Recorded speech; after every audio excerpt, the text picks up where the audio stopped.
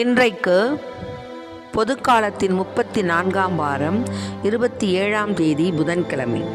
இன்று தேவன் நமக்கு தரும் ஜீவநீர் ஊற்றான இறை வார்த்தைகள் திருவெளிப்பாட்டிலிருந்து வாசகம் இயல் 15 இறை வார்த்தைகள் 1-5 முடிய.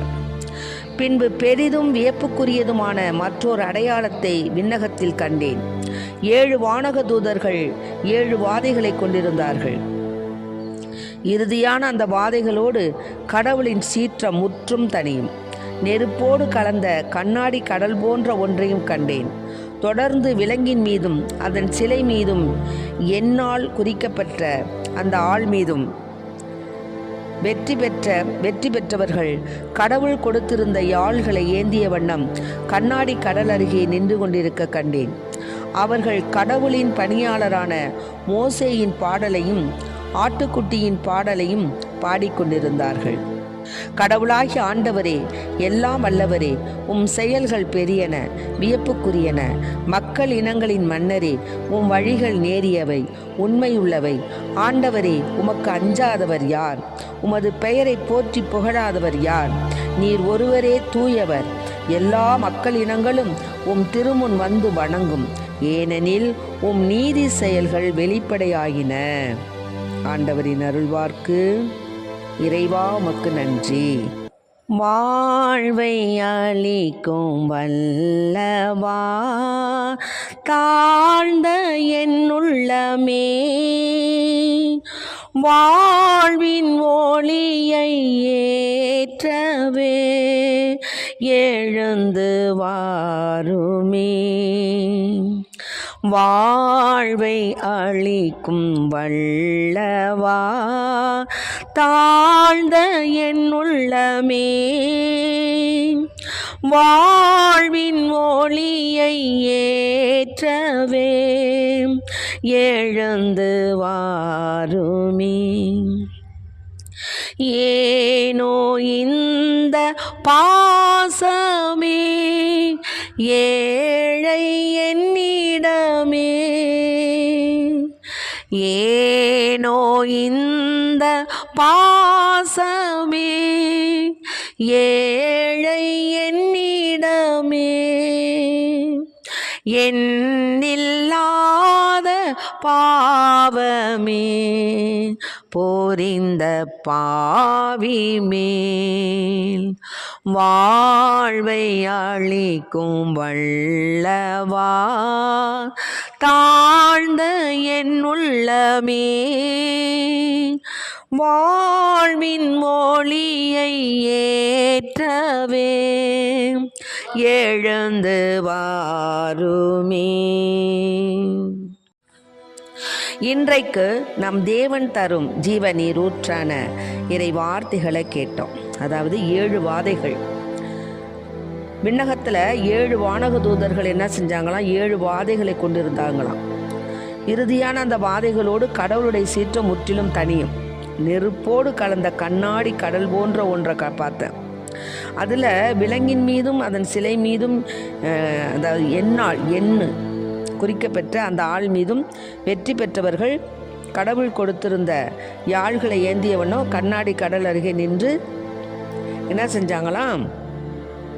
கடவுளுடைய அந்த பணியாளரான மோசையின் பாடலையும் ஆட்டுக்குட்டியின் பாடலையும் பாடிக்கிட்டு இருந்தாங்களாம்.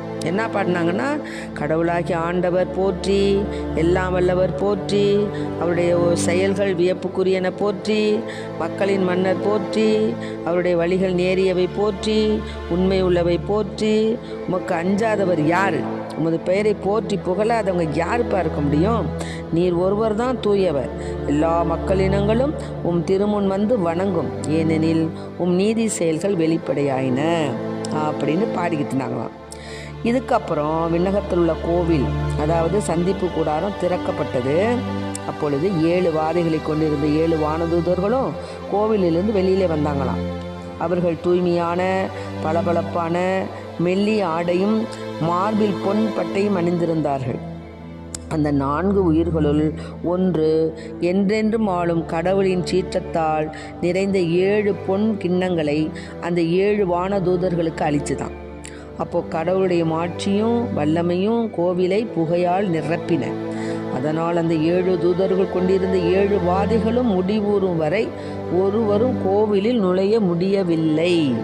ஆகவே இந்த காலங்கள் மிகுந்த அச்சத்துக்குரிய காலங்கள். பின்னாடி பார்த்தீங்கன்னா ஆண்டவருடைய வாக்கு, போதகர், அதாவது ஒருத்தருக்கு ஒருத்தர் ஊழியம் செய்ய முடியாதான், ஆண்டவருடைய சொற்களை கேட்க முடியாதான், ஆண்டவருடைய திருப்பலிகள்லாம் நிகழுமா அப்படிங்கிற ஒரு ஐயப்பாட்டில் பின்னாடி இருக்கக்கூடிய காலங்கள் இருக்குமா. அப்படிப்பட்ட காலத்தில் நாம் என்ன செய்யணும்? கடவுளுக்கு இப்போவே கோவிலில் அமர்ந்து ஆண்டவருடைய திருச்சமூகத்துக்கு முன்னால் அமர்ந்து அவரிடம் நம்முடைய கோரிக்கைகள், விண்ணப்பங்கள் எல்லாத்தையும் வைக்கணும். ஆண்டவரே, நானும் என் வீட்டாரும் என்னுடைய மூதாதையரும் உமக்கு விரோதமான செய்த சகல குற்றங்களையும் மன்னிங்கப்பா, என்னுடைய தலைமுறையை ஆசீர்வதிங்கப்பா, நாங்கள் என்றென்று உமக்கு ஊழியம் செய்யணும்ப்பா, நாங்களும் என் வீட்டாரும் ஆண்டவருடைய ஊழியம் செய்யணும், என்னுடைய தலைமுறைகளும் செய்யணும்னு வேண்டிக்கணும். அவ்வளோதான். இது ஒன்று தான்ப்பா நம்மளுக்கு கடைசி வரைக்கும் நம்மோடு வரக்கூடியது. நாம் செய்த தான தர்மங்கள், புண்ணியங்கள், ஜபங்கள், தபங்கள், இதுதான். ஆளைய மாடி மேலே மாடி கட்டியிருக்கலாம், வீடு மேலே வீடு கட்டியிருக்கலாம், சொத்து மேலே சொத்து வாங்கியிருக்கலாம், எல்லாம் ஜுஜிப்பி கடைசியில் இடுப்பில் போட்டிருக்கிற அருணா கயிறை கூட அறுத்துட்டு தான் நம்மளை புதைப்பாங்க. அப்படிப்பட்ட இந்த உலகத்தில் நம்ம நேற்று உயிரோடு இருப்போம், இன்று இறந்துட்டோம்னா பிணம். எப்போ எடுக்கிறாங்க, எப்போ தூக்குறாங்கம்பாங்க. அவ்வளோதான் நம்முடைய வாழ்க்கை. ஒரு நாள் 24 மணி நேரம் கூட நம்மளை வைத்திருக்க மாட்டாங்க வீட்டில். அதனால நாம் என்ன செய்யணும்? இப்போவே நம்மிடத்தில் உள்ள குற்றம் குறைகளை ஆண்டவர் திருமுன் சமர்ப்பிக்கணும். ஆண்டவரே, நான் அறிந்தும் அறியாமலும் தெரிந்தும் தெரியாமலும் செய்த குற்றம் குறைகளை எல்லாம் மன்னிச்சிருங்கப்பா. எனக்கு இப்படிப்பட்ட பாவங்கள் என் மனதில் எழுந்து கொண்டே இருக்கின்றன. இந்த பாவங்களெல்லாம் மன்னிச்சிருங்கப்பா. யார் மீது பகையாக இருக்கிறோமோ அதெல்லாம் சொல்லணும். கோபம், வைராக்கியம், ஆணவம், அகம்பாவம், தான் என்ற மமதை எல்லாத்தையும் எடுத்து போடுங்கப்பான்னு வேண்டணும். பிரத்தியார் மீது நமக்கு வெறுப்பு வராதவனும் யாரையும் துச்சமாக நினைக்கக்கூடாதுங்கிற வரத்தை கேட்கணும். எல்லாம் புல்லும் ஒரு நாள் ஆயுதமாகும். அதனால மற்றவர்கள் பற்றி பொறாமைப்படாது, மற்றவர்களை பற்றி கோபப்படாது, மற்றவர்களை பற்றி எரிச்சல் ஊறாது. நாம் கடவுளுக்கு முன்னதாக நம்முடைய குற்றம் குறைகளை எடுத்து கூறி, ஆண்டவரே, எல்லோரையும் நேசிக்கணும், எல்லோரையும் நான் அரவணைக்கணும் அப்படிங்கிற வரத்தை எனக்கு கொடுங்க, அந்த கோபத்தை எடுத்துருங்க, அந்த அகம்பாவத்தை எடுத்துருங்க, தான் என்ற அகந்தை எடுத்துருங்க, நான் எல்லாரையும் நேசிக்கக்கூடிய அன்பை கொடுங்க, பொறுமையை கொடுங்க, தாழ்ச்சியை கொடுங்க என்று மன்றாடி தேவனுக்கு முன்னதாக நாம் சரணடைவோம். ஆமென். Praise the Lord. மரியே வாழ்க. இயேசுவுக்கு புகழ், இயேசுவுக்கு நன்றி. இயேசுவின் இரத்தம் எங்கள் ஜெயம்.